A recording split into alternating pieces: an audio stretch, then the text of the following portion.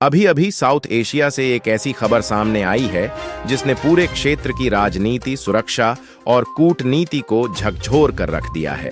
बांग्लादेश के एक बेहद अहम समुद्री पोर्ट पर हुए जोरदार धमाके ने न सिर्फ वहां की अर्थव्यवस्था की रीढ़ तोड़ दी है, बल्कि भारत बांग्लादेश संबंधों को भी एक नए और निर्णायक मोड़ पर ला खड़ा किया है। यह कोई सामान्य विस्फोट नहीं बताया जा रहा, बल्कि इसकी गूंज कई किलोमीटर दूर तक सुनी गई, आसपास की इमारतें हिल गईं और आसमान में काले धुएं का गुब्बार दूर दूर तक देखा गया। स्थानीय लोगों के मुताबिक कुछ ही मिनटों में पूरे इलाके में 3 अफरा तफरी मच गई। मजदूर जान बचाकर भागने लगे और देखते ही देखते वह इलाका वीरान हो गया। यही वह पोर्ट है जिसे बांग्लादेश की आर्थिक लाइफलाइन माना जाता है, जहां से देश का बड़ा हिस्सा आयात निर्यात होता है और जहां हर दिन करोड़ों अरबों रुपये का व्यापार चलता है। लेकिन आज हालात ऐसे हैं कि उस पोर्ट पर काम पूरी तरह ठप है। जहाजों की आवाजाही रोक दी गई है, कंटेनर जहां के तहां खड़े हैं, हजारों मजदूरों की रोजी रोटी खतरे में पड़ गई है और व्यापारी दहशत में है। बाजारों में सन्नाटा पसरा हुआ है और पूरे देश में अनिश्चितता का माहौल बन चुका है। इस धमाके के बाद सबसे चौंकाने वाली बात यह सामने आई कि बांग्लादेश सरकार ने बिना किसी ठोस जांच, बिना किसी पुख्ता सबूत के सीधे सीधे भारत पर आरोप मढ़ दिया। वहां के मंत्री, अधिकारी और मीडिया के एक वर्ग ने यह दावा करना शुरू कर दिया कि यह भारत की एजेंसियों का काम है। लेकिन दोस्तों, यहीं पर एक बड़ा सवाल खड़ा होता है, क्या भारत इतनी बड़ी कार्रवाई के बाद खुलेआम शोर मचाता? भारत की रणनीति हमेशा से साफ रही है, कम बोलो, ज्यादा काम करो। भारत ने कभी भी भावनाओं में बहकर फैसले नहीं लिए, बल्कि हर कदम सोच समझकर और रणनीति के तहत उठाया है। असल में बांग्लादेश की सरकार का यह आरोप ही उनकी घबराहट को दिखाता है। उन्हें अंदर ही अंदर यह डर सता रहा है कि भारत अब पहले जैसा भारत नहीं रहा, जो सिर्फ बयान देता था या कूटनीतिक नोट भेजकर चुप बैठ जाता था। आज का भारत चेतावनी देता है, मौका देता है और जब हालात नहीं सुधरते तो एक्शन भी करता है। पिछले कुछ महीनों में बांग्लादेश में जो कुछ हुआ, उसने हर भारतीय को आहत किया है। हिंदू घरों पर हमले, मंदिरों को नुकसान, महिलाओं और बच्चों में डर का माहौल और अल्पसंख्यकों के खिलाफ खुलेआम हिंसा, यह सब किसी से छिपा नहीं है। भारत ने शुरुआत में संयम दिखाया। भारत ने कूटनीतिक भाषा में साफ कहा कि अल्पसंख्यकों की सुरक्षा बांग्लादेश सरकार की जिम्मेदारी है। लेकिन जब चेतावनियों को नजरअंदाज किया गया, जब हिंसा रुकने के बजाय और बढ़ती चली गई, तब भारत ने यह तय कर लिया कि अब सिर्फ शब्दों से काम नहीं चलेगा।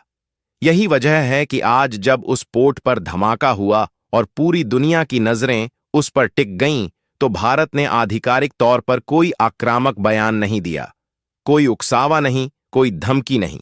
लेकिन खामोशी में भी एक बहुत बड़ा संदेश छिपा हुआ था।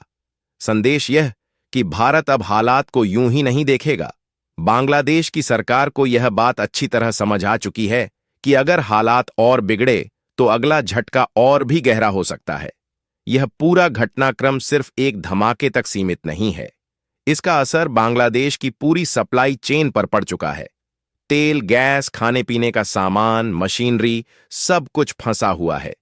फैक्ट्रियां कच्चे माल की कमी से बंद होने लगी हैं, मजदूरों को घर भेजा जा रहा है और व्यापारियों को हर दिन भारी नुकसान उठाना पड़ रहा है। आम जनता अब अपनी ही सरकार से सवाल पूछ रही है कि आखिर भारत जैसे ताकतवर पड़ोसी से टकराव का रास्ता क्यों चुना गया। यही सवाल इस वक्त बांग्लादेश की सत्ता के गलियारों में सबसे ज्यादा गूंज रहा है। अब अगर हम इस पूरे घटनाक्रम को रणनीतिक नजरिए से देखें, तो तस्वीर और भी साफ होती है। समुद्र में भारत का सबसे ताकतवर विमानवाहक पोत INS विक्रांत पूरी मजबूती के साथ तैनात है। यह सिर्फ एक युद्धपोत नहीं, बल्कि भारत की समुद्री ताकत का चलता फिरता प्रतीक है। इसके ऊपर तैनात लड़ाकू विमान, इसके भीतर मौजूद घातक हथियार और इसके चारों तरफ बना सुरक्षा घेरा, यह सब मिलकर दुश्मन को बिना गोली चलाए ही दबाव में लाने के लिए काफी है। रक्षा विशेषज्ञ साफ कह रहे हैं कि यह तैनाती सामान्य अभ्यास नहीं है, बल्कि एक सोचा समझा रणनीतिक संदेश है। अगर भारत चाहे तो समुद्र के रास्ते बांग्लादेश के व्यापार पर गहरा असर डाल सकता है। और किसी भी देश के लिए जब उसका व्यापार रुकता है तो वह हालात युद्ध हारने जैसे हो जाते हैं। आसमान में भी हालात कुछ अलग नहीं हैं।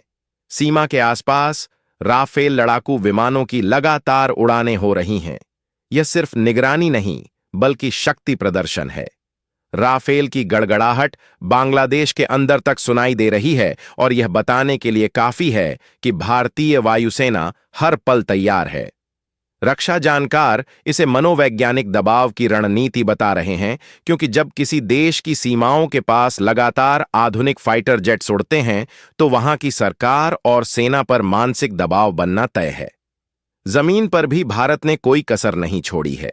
सिलीगुड़ी कॉरिडोर, जिसे चिकन नेक कहा जाता है, वहां सुरक्षा व्यवस्था को अभूतपूर्व स्तर तक मजबूत कर दिया गया है। भारी संख्या में टैंक, तोपें, एयर डिफेंस सिस्टम और विशेष बलों की तैनाती की गई है। यह कोई रूटीन मूवमेंट नहीं बल्कि साफ संकेत है कि भारत अपनी लाइफलाइन के साथ किसी भी तरह का समझौता नहीं करेगा।